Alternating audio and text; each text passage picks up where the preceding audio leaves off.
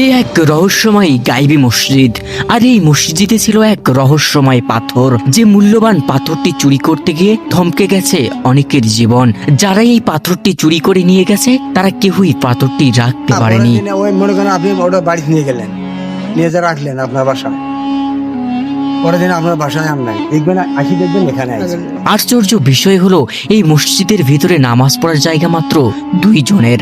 দূর থেকে দেখে বোঝার ক্ষমতা নেই এটি একটি মসজিদ, কারণ এই মসজিদটির চারিপাশে ঘিরে রয়েছে একটি বটগাছ। আর এই মসজিদটি কোথায় অবস্থিত সবকিছুই জানানোর চেষ্টা করব এই ভিডিওতে, সুতরাং ভিডিওটি শেষ পর্যন্ত দেখতে থাকুন। আমরা এখন ছুটে চলছি সেই নিভৃত এলাকার পথ ধরে। চলতে চলতে বলে রাখতে চাই, এই মসজিদটি বাংলাদেশের রংপুর জেলার পীরগঞ্জ উপজেলার আলমপুর ইউনিয়নের রাজারামপুর জয়পুর গ্রামে অবস্থিত। আসসালামু আলাইকুম গাইস, আমরা যে অলৌকিক মসজিদটা এসেছি, এই মসজিদটাকে ঘিরে কিন্তু নানা জল্পনা কল্পনা এবং অলৌকিক বেশ কিছু রহস্য আছে। তো আসলে এগুলো কতটুকু সত্য সেগুলো কিন্তু জানার চেষ্টা করব এবং আপনাদেরকে জানাবো আসলে এই মসজিদটা কবে তৈরি হয়, কত বছর আগে, সেটা কিন্তু আজ পর্যন্ত কেউ জানে না। তবে সেগুলো সবকিছুই আমরা এই ভিডিওতে জানার চেষ্টা করব। অবশ্যই আমাদের ভিডিওটি শেষ পর্যন্ত দেখবেন, তাহলে সবকিছু জানতে পারবেন। জনশ্রুতি আছে এই মসজিদটির ইট কিংবা এই বট গাছের ডালপালা পর্যন্ত কেউ নিয়ে যেতে সাহস পায় না। হ্যাঁ, এই যে কত বড় গাছ হয়েছে একটা, দেখতেছি তো অনেক বড় বিশাল গাছ হয়েছে। হ্যাঁ, এই গাছটাও কেউ কাটবে শ্বাস পায় না, আমরাও পাইনি। ভয়ে কাটতে শ্বাস পান না, কাটলে যে কি ক্ষতি হয় না কি হয়। হ্যাঁ, এই যে এই জমি আমারই, এখন এই যে হলুদের জমি সকাল থেকে আমার কিষানেরা কাজ করলো এখানে। হ্যাঁ, এই যে গাছ গাছের দিলে সব আমাদেরই। হ্যাঁ, আর এই সমস্ত তত্ত্বগুলো আমার দাদির মুখে কিছু কিছু শুনছি, গল্প কথা শুনি আসতেছেন আপনারা। হ্যাঁ হ্যাঁ, মানে এবং এখানে ওটার কোনো লিখিত কোনো কাগজপত্র আমরা কখনো পাইনি, এখনো পাইনি। আমরা এই পর্যন্ত জানি যে এই জমি আমাদের, সেই 40 সালের রেকর্ড আমাদের, সেই পূর্বপুরুষদের 62 আমাদের পূর্বপুরুষদের, এখন এরা আমাদের নামের রেকর্ড। ওই মসজিদে 2 শতক জমির উপর আছে। 2 শতক?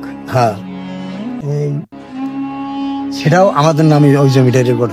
এখানে সেই পুরানা সাপ থাকারই কথা, যেহেতু বহু বছর আগের এই জিনিসটা। হ্যাঁ, সাপেরা তো ওই রকম নিরিবিলি জায়গাতে, যেখানে মানুষজন যায় না, সেই জায়গাতেই থাকে। হ্যাঁ, তো খুব বড় বড় সাপ এখানে থাকা অস্বাভাবিক কিছু নয়।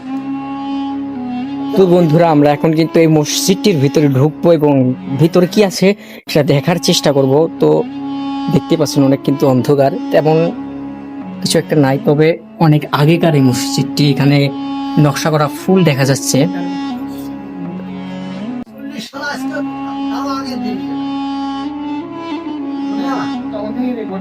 এলাকাবাসীর বিশ্বাস, এই মসজিদটিকে বর্তমান পাহারা দিচ্ছে এক বিশাল সাপ। এই মসজিদটি কবে তৈরি হয় তা আজ পর্যন্ত কেউই বলতে পারে না।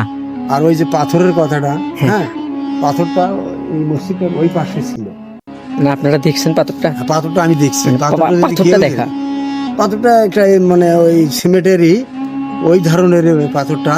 কেউ যদি মনে করেন বাড়িতে নিজে রাখতো, হ্যাঁ, দিনের বেলা ওখানেই থাকতো, পরের দিন সকাল হতে হতে আর ওখানে নাই।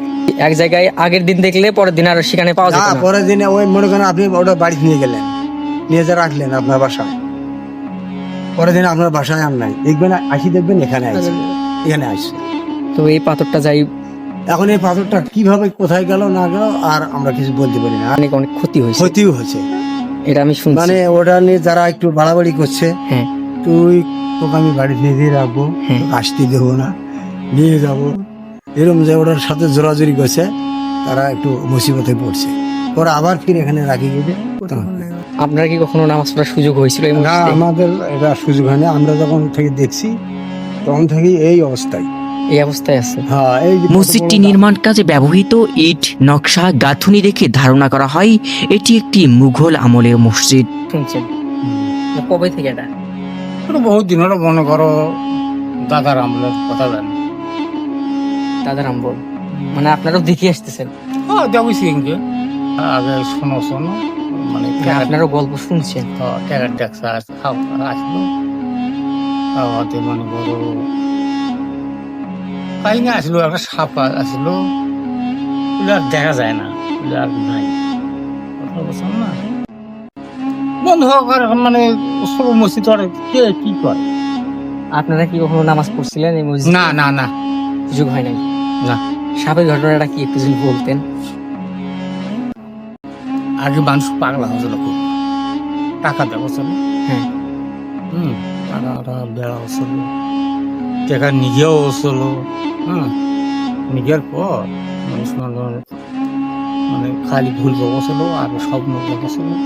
আমাদের বাড়িতে এক মানে এক ভাউজ ছিল, তাই আমাকে টাকা কলে টাকা এই 60 টাকা এই আসছে, এই আসছে, এই করছে, সেই করছে, যাওছে, মানে খাওয়া হয় নাই কেউ, কেউ খাইতে পারে নাই, দেখছে অনেকেই। আর দে- তবে যে গাছটা হলো, গাছটা তো কাটা যাইতো, এটা কাটতে পারে না তো? না কাটতে পারে নাই, এরাও পারে নাই কেউ। কাটে নাই। বিশ্বাস আর অবিশ্বাস সেটি প্রত্যেকের নিজ নিজ ব্যাপার। আমরা শুধু ইতিহাসের মতো করে প্রকাশ করার চেষ্টা করেছি।